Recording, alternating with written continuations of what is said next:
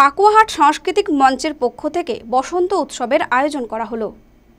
সকালে বামনগোলা ব্লকের পাকুয়াহাট এলাকায় প্রথমে একটি বর্ণাঢ্য শোভাযাত্রা হয়।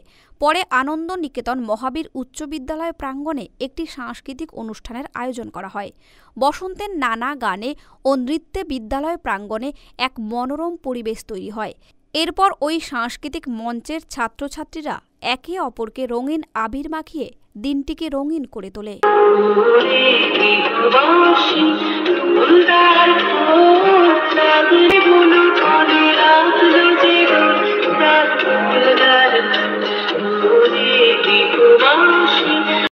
এটা আমরা প্রতি বছর দোল পূর্ণিমার, বিশেষ করে মালদা জেলাতে তো আজকে দেবদোল, এই দেবদোলের দিনই আমাদের বসন্ত উৎসব হয়।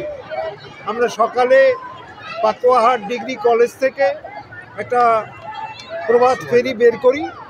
সেই প্রভাত ফেরি সমস্ত পাকুয়া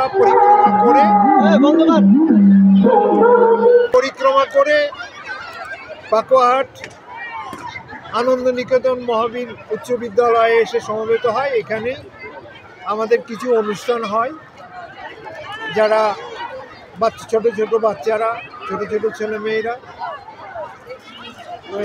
দোলের ওপর তারা নাচ গান করে। মালদা টুডে।